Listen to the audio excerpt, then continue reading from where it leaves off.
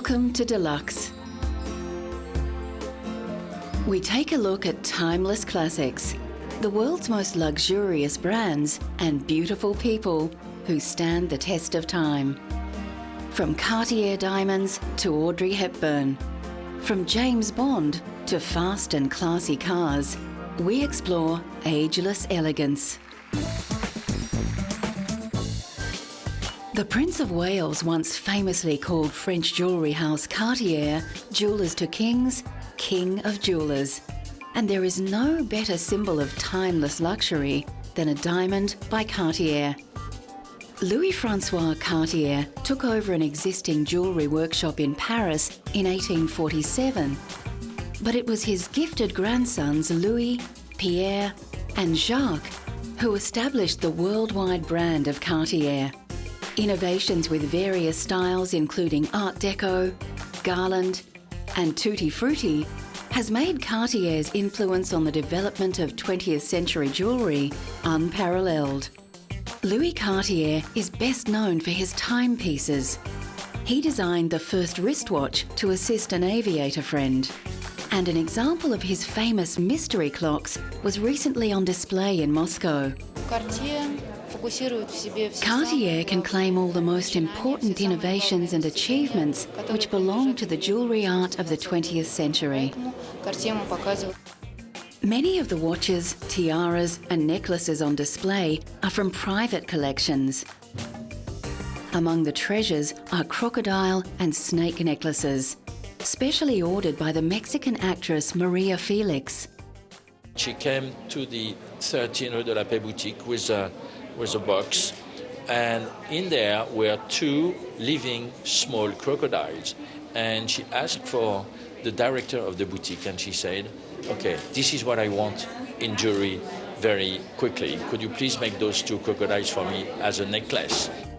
The centrepiece of the exhibition can be seen here more closely in a jewellery store in Paris. We are presenting today this necklace created by Cartier in 1926 that we created for the Maharaja of Patiala. That is an exceptional necklace since it is a parure for men, very imposing and sizable. It is probably one of the biggest jewellery necklaces that has ever been made. Many of the original 2,900 diamonds were missing when the necklace was found in 1998, and Cartier plans a full restoration. Modern diamonds were on display in Los Angeles recently when Cartier launched its annual Love Day celebration with a love charity bracelet designed by 9 chosen ambassadors. 10% of sales go to the partnered organisations, and actor Hilary Duff chose a charity that helps meet the nutritional needs of children. My bracelet is a deep plum color, and my charity is called Blessings in a Backpack. And it's nice to be involved. Once the wartime rationing was lifted from Europe after the ravages of the Second World War, fashion houses bloomed into an age of elegance and opulence. This exhibition at London's Victoria and Albert Museum features over 100 gowns by Christian Dior, Christobel Balenciaga and Worth London, as well as many others. The exhibition concentrates on the so-called Golden Age of Couture between 1947 and 1957, when the combination of unrestrained style and craftsmanship turned these couturiers into world-famous names. I think the secret of Dior's success in the post-war period was that he was very familiar with the fashion industry. He'd worked for other major fashion houses before, Piaget and Lelong. So when he launched his new house in 1947, he knew exactly what he was doing. He was also very aware that everybody was fed up with wartime fashions, and so he created what Carmel Snow nicknamed the New Look. And this was a tremendously romantic look that appealed to women all over the world. There are several pieces on display by London-based couturiers such as Norman Hartnell and Hardy Amies. What was very interesting about London couture in the 1950s, as opposed to Parisian couture, was that the London designers focused on practical, wearable designs. tailoring was a great speciality. In fact, the tailors were so skilled in London that the Parisians sent their tailors over to see how it was done. 60 years after the launch of Dior's new look couture house, the market for haute couture is certainly much smaller. Still today, designers including British couturier John Galliano for Christian Dior continue to produce exquisitely detailed pieces, keeping the traditional skills of the couturier alive for a more modern clientele. Perhaps no one personifies elegance and timeless beauty more than the film star Audrey Hepburn. Born to an English father and a Dutch mother who was a former baroness, Hepburn has won Academy, Grammy, Emmy and Tony Awards for her stage and screen work. She also received the Presidential Medal of Freedom for her charity work. Hepburn is often considered to be one of the most beautiful women of all time. In the 1950s, she was not only one of the biggest film stars, but her elfin appearance and sense of chic was very influential in fashion at the time. Recently, the dress that Hepburn wore in one of her most famous roles as Holly Golightly in Breakfast at Tiffany's came up for auction. Hepburn said she found playing the eccentric Manhattan socialite hard, as she was an introvert and Holly Golightly an extrovert. The distinctive black dress perfectly suited the gamin figure of Hepburn and became a silhouette much admired and copied. It was made for her by Hubert de Givenchy. It's one of 3 known to still exist, and we're very, very, very lucky to have it. And it's being sold for charity, which is the City of Joy Aid, which helps orphans and the homeless in India. Hepburn died in 1993, but through the purchase of this special dress, admirers can buy a tiny piece of a legend. Coming up, timeless luxury on the runway in haute couture classics. Coco Chanel and Christian Dior are towering figures of 20th century fashion, and the timeless luxury that they created influenced all modern designers. One of the most glamorous women of her time, Chanel was born in a poorhouse. She opened her first shop in Paris in 1913 and became so influential, she was named in Time magazine's 100 most influential people of the 20th century. German designer Karl Lagerfeld has designed for Chanel since 1983, and his designs continue the pursuit of expensive simplicity that Coco began decades earlier. At his most recent show, Lagerfeld outlined his particular attitude to the design of luxury.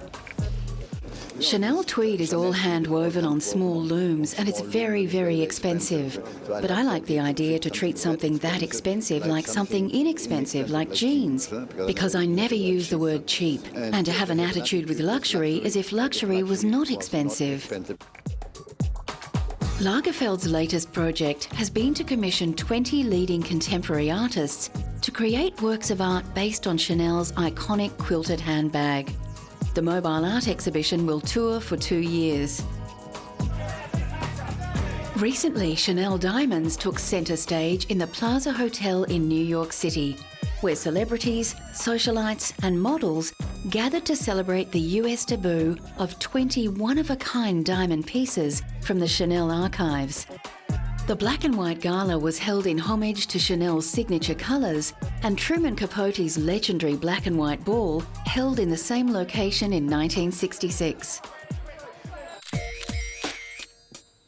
Christian Dior began a revolution in dress called the New Look, with luxurious arrangements of fabric that broke with the lean and boxy designs of post-World War II.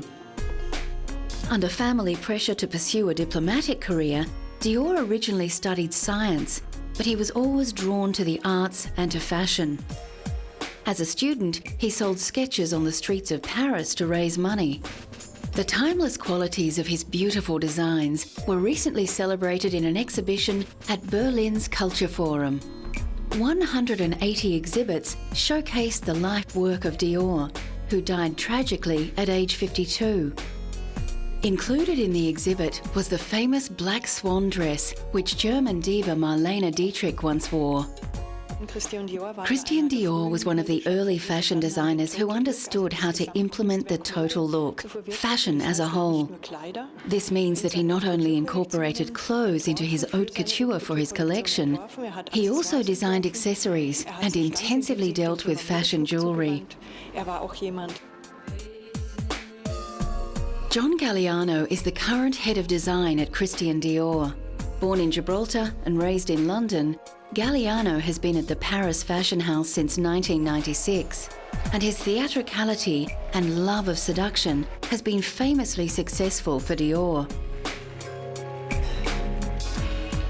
Here, his haute couture Paris show is faultless in its invocation of beauty, luxury and elegance. The reason why Christian Dior has so much success with Galliano after 10 years is because Galliano brings to the House of Dior his creativity, his modernity, and he respects the heritage of Mr. Dior.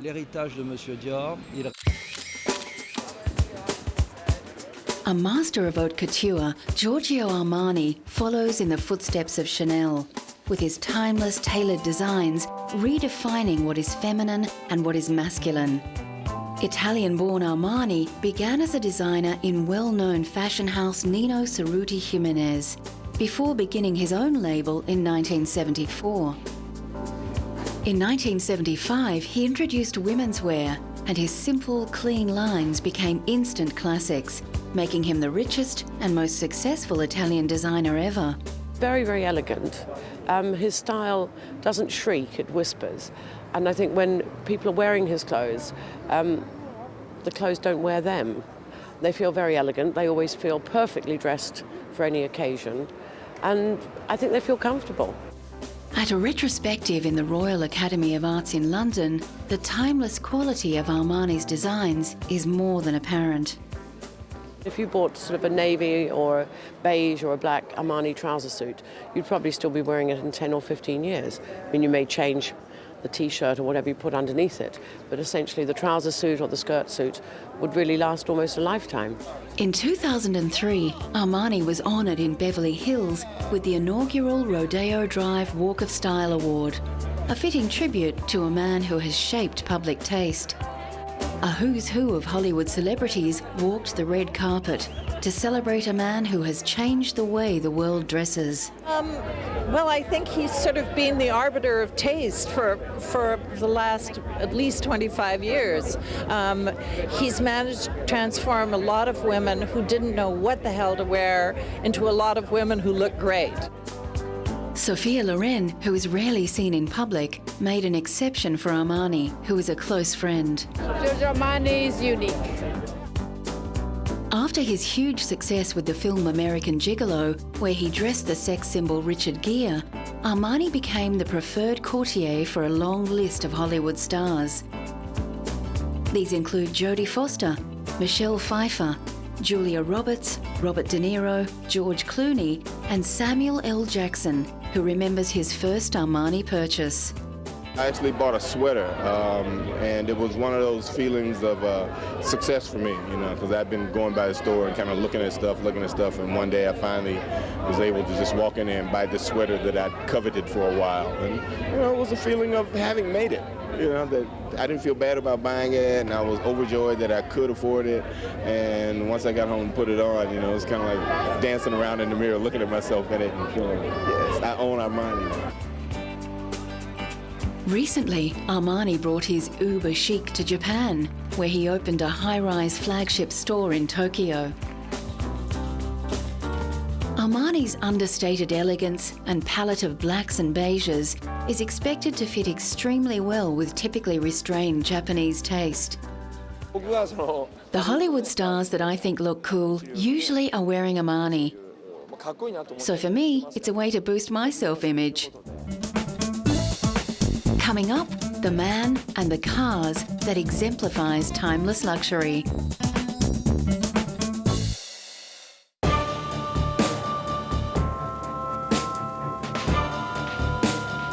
If ever a man and brand defines timeless classics, it's James Bond. Some of the world's most handsome and charismatic men have played 007. the British agent who breaks all the rules, but always gets the villain. James Bond is known for his taste in fast cars, beautiful women, and dry martinis. Over 20 films have been made about his adventures, films that have earned an approximate $11 billion worldwide.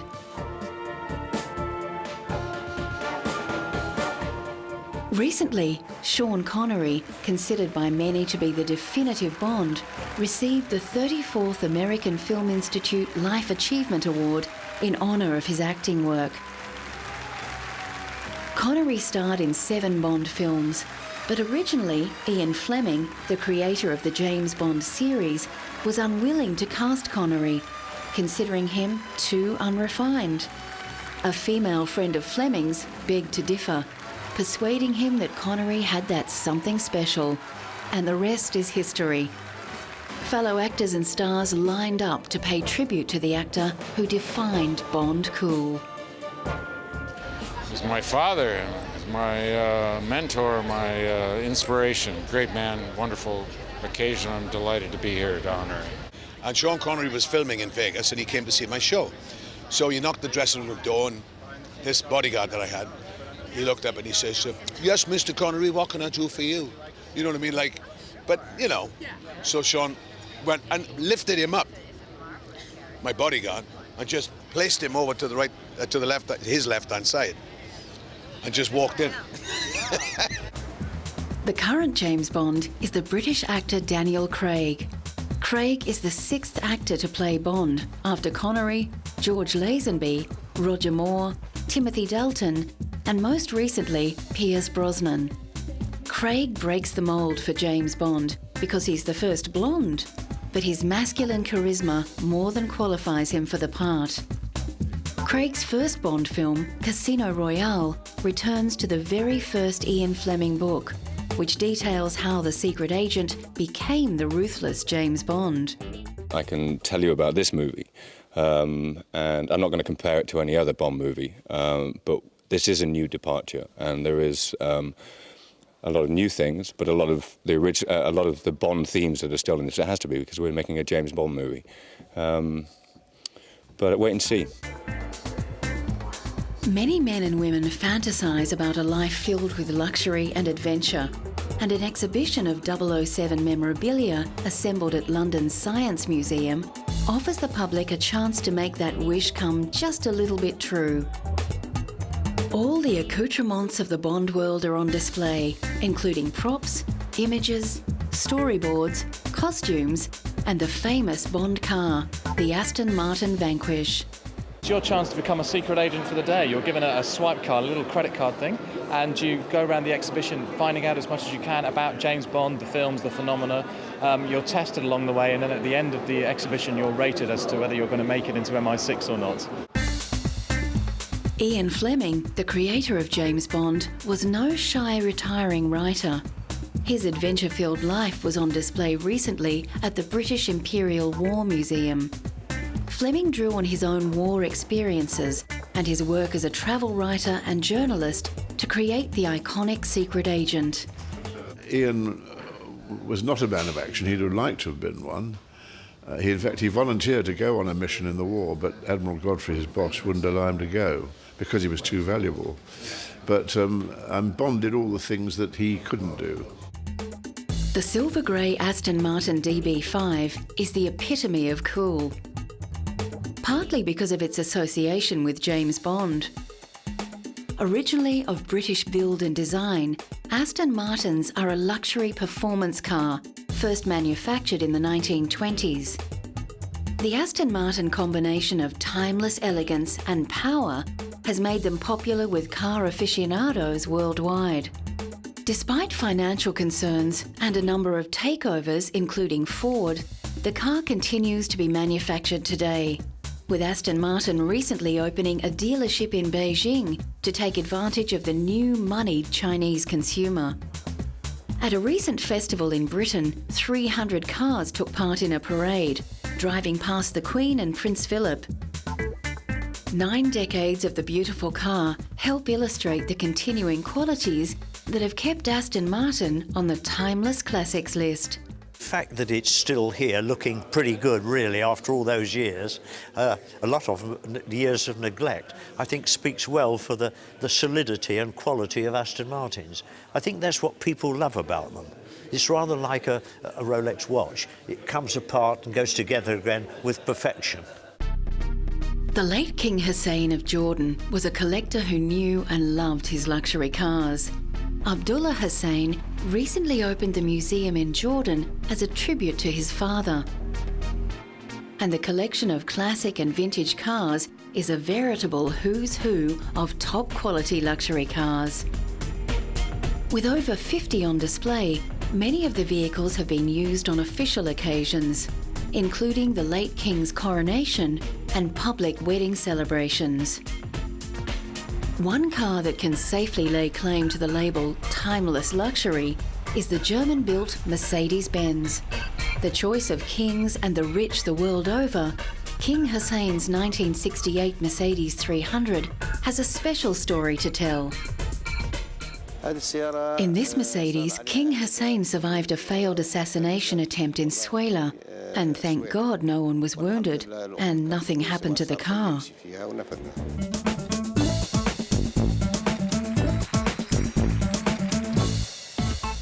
One of the hallmarks of a timeless luxury is that it both maintains its classic features and keeps pace with the modern world.